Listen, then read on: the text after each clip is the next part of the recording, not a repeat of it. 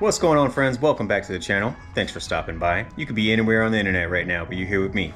I appreciate that.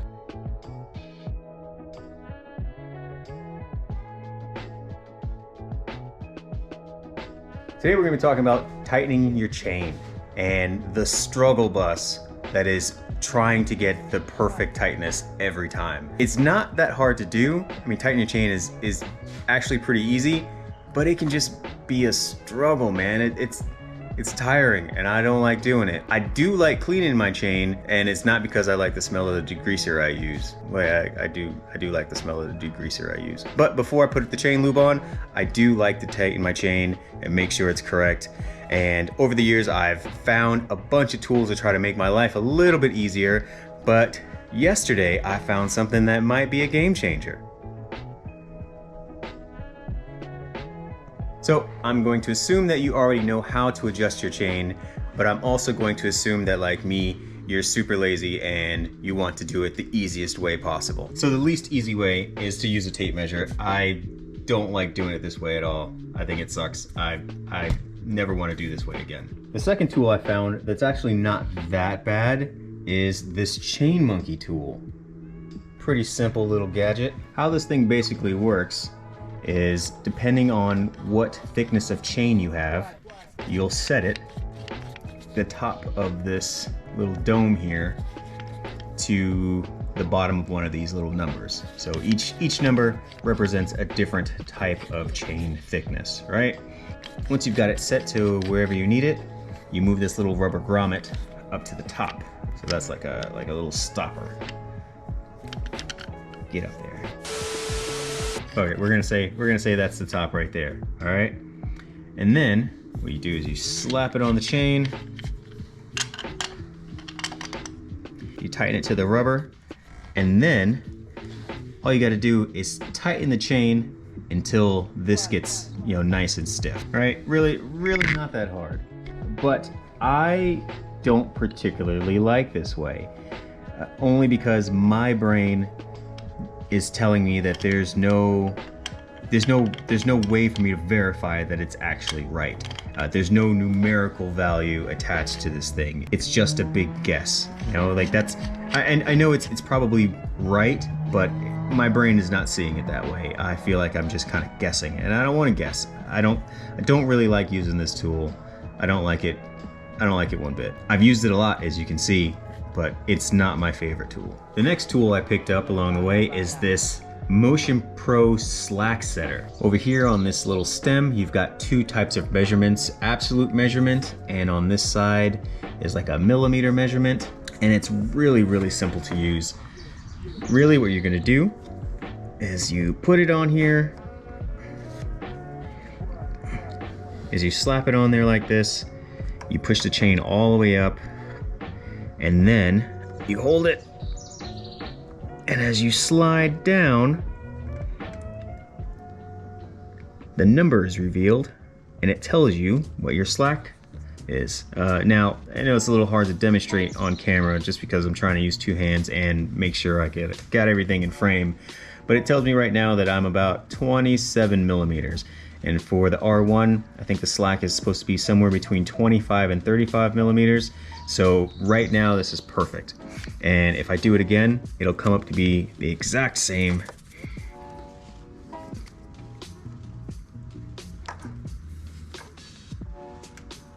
Yep, 27. You can't see it here just because of the camera angle, but definitely at 27 millimeters. This thing is legit. I really enjoy this tool.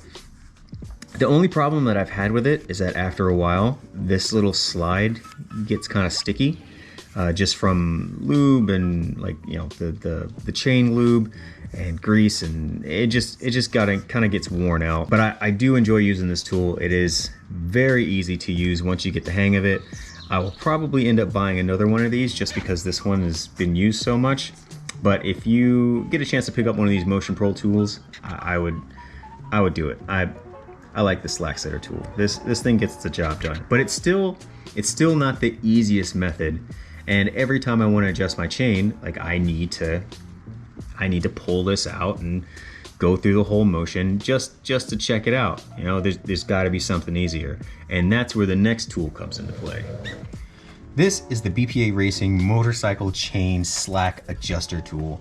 And I'm not gonna lie, I found out about this because of Instagram. One of their ads popped up and I was like, ooh, what's this? It looks shiny. And I'm glad that I did. Let's see. Inside you got, let's see what's in here. You got a little bag. You could always use more of these little bags. They give you a wrench, keychain, get rid of this thing. What's this? All right, some kind of little tool, and the chain adjuster. Fuck yeah. So basically, this isn't to necessarily adjust your chain, it's to tell you if it's in the right spot or not. So what'll happen is you'll have to do the hard work once. You'll find that perfect position for your chain, you know, somewhere between, you know, for most sport bikes, like I said, 25 to 35 millimeters. Your chain is now perfect, right? You put this guy on, you adjust it, so that way that line matches up with that little line there. I think this way is too tight and this way is too loose, but I could have that backwards. But in any case, optimal placement is right there with those two lines lined up. And then that's it. So next time, you know, another couple 100 miles or however long you decide to go without tightening your chain, you slap this thing back on, and all you need to do is just adjust the chain until those two lines match up again, and you're perfect. You never have to measure it again. So I'm really hoping that this thing is gonna get the job done, because I don't mind using the slack setter. I like the slack setter. This works really well, but this is like foolproof. I can always go right back to where it was and always have it feel good. And I never have to worry about, you know, this time it's 27 and next time it's like 30 millimeters. No, it'll always be the same. And I'm kind of excited about that. All right, so here's the slack setter, right? We already know the chain is tightened to within spec, right? So how this thing works is it's got these two little pins in the back. One goes on top of the chain, one goes on the bottom, and then you use this part as kind of like a handle and lift it up so that this guy rests on top. Now it's a little tight, I'm not gonna lie. While the camera was off, I tried this a couple times, and that spring is pretty tough. It's a pretty heavy duty spring, but as you can see, it's on there, right? Now to get this adjusted, we gotta loosen up this little screw here in the center,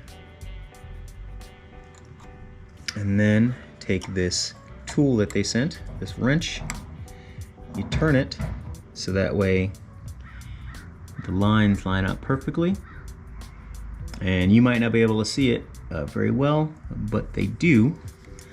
And then we'll tighten this back down. That's nice and tight. And bam, that's it.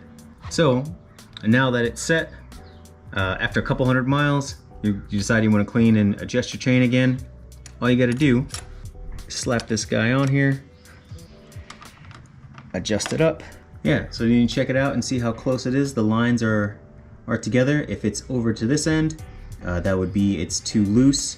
If it's over this way, it's too tight. So you would just adjust your chain however you adjust it to make sure that those lines even back up, and bam, you're right at that perfect spot again. Pretty damn easy. And if you pair that with something like the Litech chain adjusters, these guys are even more legit. We're gonna talk about easy. No more you know, undoing the axle bolt to adjust your chain. It's got pretty clear numbers, and all you need is a 10 millimeter wrench to adjust both sides. Super easy. Yeah, pretty awesome. I think I'm gonna really enjoy using this tool. The only bad thing that I can see about it is that once you set it to your bike, then that's it. Like, you can't use it on your buddy's bike because the chain tension might be different. So if you've got multiple bikes, you'll have to invest in multiple tools like this. So each one has their own. That could be a problem. I didn't think about that when I bought it, but I might end up purchasing another one of these for the H2, just so I have one for each and I always know, you know, which one to use. But they come in different colors. I got blue, This one's got blue. I think they come in like red and orange and a bunch of other random colors. But still, it is what it is. I definitely think I'll be buying another one. And just so you know, these guys didn't pay me to say that. I bought that with my own money. If it sucked, I would tell you, but I think it's pretty legit. I'm gonna buy another one. I convinced Ghost Ninja to buy one. Ghost sent me a text message. He's like, hey, fuck you. I'm like, why? Why fuck me? He's like, oh, because I bought one of those things that he told me about this morning. Oh, what an ass. Anyways, that's all I got for today. I hope you enjoyed this video. I know it's short, but you know, make sure you hit that like and subscribe button. I really appreciate it. The channel's growing slowly but surely, and I will eventually get to a point where I'm putting out videos more consistently. But I really do appreciate all the love and support. So like, subscribe, follow me on Instagram, and be safe out there. I'll see you guys next time.